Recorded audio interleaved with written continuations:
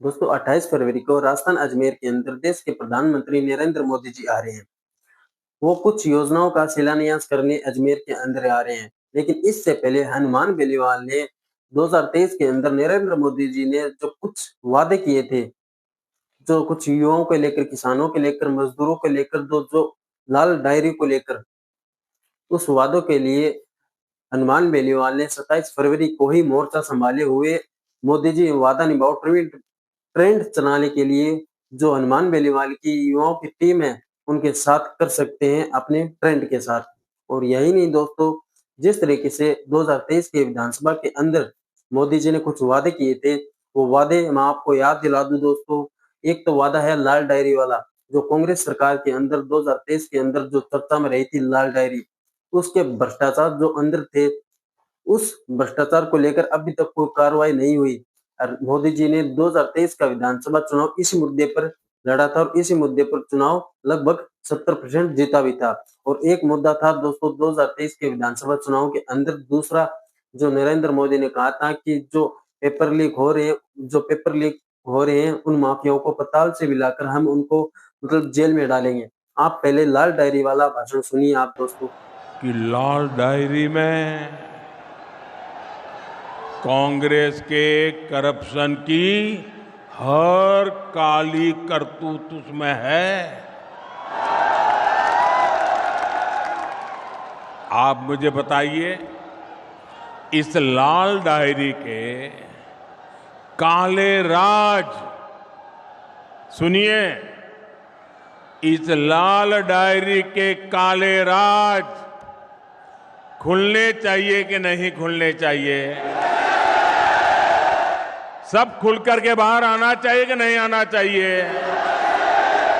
हिसाब चुकता होना चाहिए कि नहीं होना चाहिए? बेईमानों को सजा होनी चाहिए कि नहीं होनी चाहिए?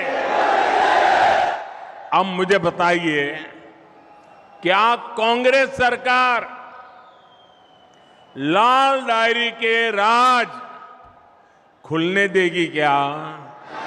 सामने आने देगी क्या? अगर ये सच जानना है तो कौन चाहिए? ये कौन चाहिए? भाजपा सरकार लानी होगी। भाजपा सरकार बनाना जरूरी है। देखा दोस्तों, इस प्रकार नरेंद्र मोदी जी कह रहे हैं कि जो लाल डायरी के अंदर कांग्रेस सरकार के जो भ्रष्टाचार लिप्त हैं, उनको मैं मतलब हमारी सरकार आई तो उनको आते ही हम उन सबको जेल में डालेंगे। लेकिन ऐसा कुछ नहीं हुआ दोस्तों। यही नहीं, आप पेपर घोटाले पर जो इन्होंने कहा था कि पताल से भी निकाल कर हम उन्हें जेल में डालेंगे। मैं राजस्थान के नौजवानों को वादा करता हूं, नौजवानों मुझ पे भरोसा करना, ये पेपर लीक माफिया का पाताल में भी जाकर उसका हिसाब किया जाएगा। मैं आपको भरोसा देता हूं, नौजवानों के भविष्य के साथ जिसने खिलवाड़ किया है, ऐसे पेपर लीक माफिया को छोड़ा नहीं जाएगा। दोस्तों, इस प्रकार नरेंद्र मोदी जी कह रहे हैं कि इन पेपर माफियाओं को हम पताल से मिलाकर उन्हें जेल में डालेंगे। अभी तक हुआ? नरेंद्र मोदी जी, अब देश की बात तो अलग है, आप प्रधानमंत्री रहकर राजस्थान के अंदर तो अलग है, अलग बात कर रहे हैं। राजस्थान के जो मुख्यमंत्री भजनलाल है, उनको पता है कि कौन कौन ओमार घोटाले के अंदर लिप्त है। अभी भी उन माफियाओं को, उन बड़े बड़े मगरमच्छों को जेल में नहीं डाला गया है।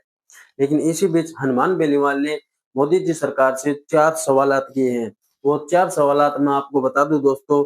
उनका कहना है कि राजस्थान में हुए पेपर लीक के मामलों में मगरमच्छों पर सख्त और समयबद्ध कार्रवाई कब सुनिश्चित होगी, और यही नहीं, राजस्थान लोक सेवा आयोग के पुनर्गठन पर स्पष्ट रोड मैप कब दिया जाएगा और ऐसे भ्रष्ट विधायकों पर कब कार्रवाई होगी जिनका भ्रष्ट आचरण जनता के सामने उजागर हो गया है। तो चौथा सवाल ये पूछा दोस्तों, जो राजस्थान पुलिस की अस्थायी भर्ती है, उन्हें केंद्र सरकार उन पर क्या स्टैंड ले रही है, जो बार बार भाजपा सरकार कोर्ट रद्द करने के बाद भी कोर्ट के अंदर जाकर उस पर चर्चा करती है और फिर से उस भर्ती को करवाने की कोशिश कर रही है। ये कहना है हनुमान बेनीवाल का। दोस्तों, 28 फरवरी को आ रहे हैं नरेंद्र मोदी जी। उससे पहले ही राजस्थान के अंदर सियासत छिड़ी हुई है। और यही नहीं, आप इस वीडियो को शेयर कीजिए। हनुमान बेनीवाल ने जिस तरीके से कहा है कि 27 फरवरी को ट्विटर हैंडल पर मोदी जी अपना वादा निभाओ, उसके लिए हम ट्रेंड चलाएंगे। और इस वीडियो को ज्यादा से ज्यादा शेयर करिए। धन्यवाद दोस्तों, और जुड़े रहिए हमारे साथ अनार के बुलेटिन पर।